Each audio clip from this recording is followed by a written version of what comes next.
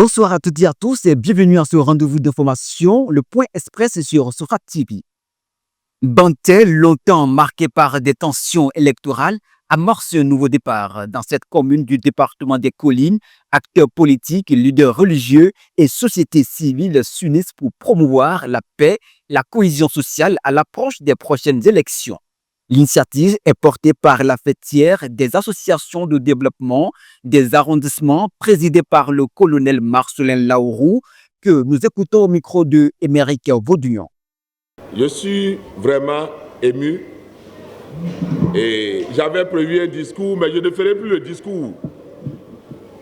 Parce que qui l'eût cru? Qui pouvait penser que tous les partis politiques qui sont à Bantel pouvaient s'asseoir, parler le même langage. Et après ça, nous irons manger ensemble. Or, en réalité, quand tu acceptes de manger avec quelqu'un, ça veut dire que tu lui fais confiance. Donc pour moi aujourd'hui, comme le disent les religieux, allez leur annoncer la bonne nouvelle. Bantel est une terre de paix. Allez leur dire que Bantel n'est pas une terre de trouble à l'ordre public. Bantel a compris où se trouve son intérêt et Bantel, désormais les enfants de Bantel sont prêts pour faire la paix. Allez leur dire qu'il n'y aura pas de trouble pour les élections à Bantel. Allez leur dire que Bantel serait la commune où il règne plus de paix, plus que toutes les autres 67 communes du Bénin. Allez leur dire, c'est la bonne nouvelle. Face aux tensions sociopolitiques consécutives aux événements du 7 décembre 2025, Gabin Arobedi à Loyon appelle à des mesures fortes pour préserver la paix au Bénin. Lors d'un déjeuner de presse tenu à Savalou avec les professionnels des médias des Collines, le président du consensus national a plaidé pour un dialogue national inclusif et une transition politique. Il estime ces options indispensables pour restaurer la cohésion nationale et éviter une nouvelle fracture sociale. Le micro de Gilbert Dagan. Il faut qu'on mette les enfants du Bénin veulent se parler. Ils ont besoin de dialoguer. Ils ont besoin de se parler. C'est la vérité qu'aucun de l'ARIM a dit au président Talon. Ils ont besoin d'assises pour se parler et pour réorienter leur vie politique, nationale, sociale, culturelle, économique, scientifique.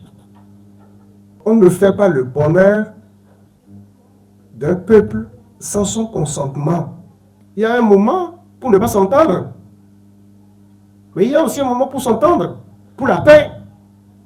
Ça n'enlève pas le président Talon comme président. La paix pour notre pays. C'est de cela qu'il s'agit. Il ne sert à rien de courir après un poste électif. Le rêve de nous qu'on appelle le 11 prochain député. Il veut qu'on appelle le 11 prochain maire. Conseiller. Ce n'est pas de ça il s'agit. Quel est le Bénin que nous avons hérité? Et quel est le Bénin que nous avons? Dans la 23e circonscription, en l'occurrence à Djidja, la campagne prend des allures de démonstration de force. À quelques jours du scrutin du 11 janvier, le bloc républicain, porté par une mobilisation massive et rythmée par les artistes dont Éléphant Mouillé, a fait vibrer la commune. En tête du cortège, Christian Bogo, candidat du Cheval Blanc, impose le tempo et trace la voie d'une victoire qui s'annonce éclatante dans la 23e circonscription. Ça coule dans les veines de la population de Djidja. Donc, je peux dire qu'au niveau de la commune de Djidja, le bloc républicain est déjà parti. Au soir du 11 janvier, le président du parti, son Excellence Abdoulaye Biotchane, peut compter sur la commune de Djidja, peut compter sur la 23e circonscription pour que le bloc républicain puisse apporter le maximum de députés parce que nous voulions ramasser les 5 sur 5. La voie est gâtée. La population, là, ils en sont témoins. Vous-même, vous êtes témoins qu'il n'y a pas de courant au niveau de Djidja Centre, plus précisément à Zakan ici.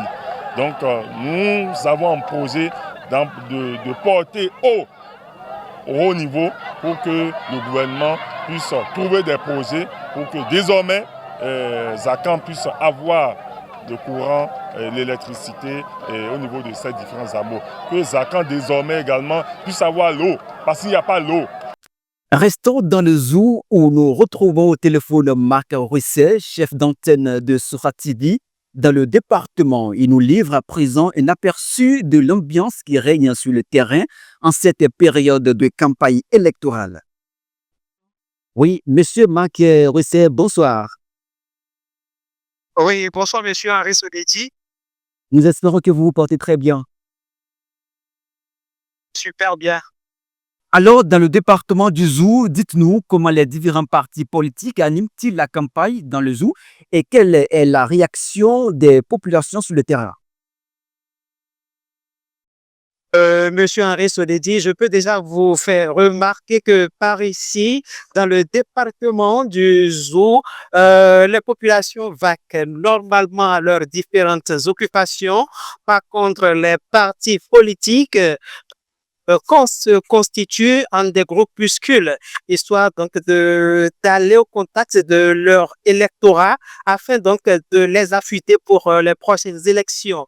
Et justement, parlant donc de ces différentes actions menées par les forces politiques en place, on note beaucoup plus de mouvements du côté donc du parti le Bloc républicain, qui déjà a choisi donc d'utiliser ce qu'ils appellent la stratégie de leaders locaux. C'est-à-dire que chaque leader essaye donc de mener des actions, sinon que d'aller vers son électorat dans sa localité.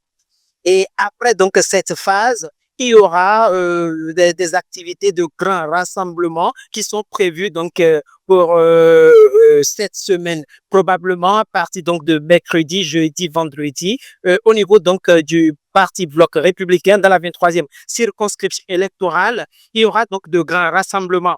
Du côté donc de l'Union progressiste, le renouveau, on ne note pas trop d'engouement. C'est vrai qu'il y a des actions, je dirais, un peu isolées.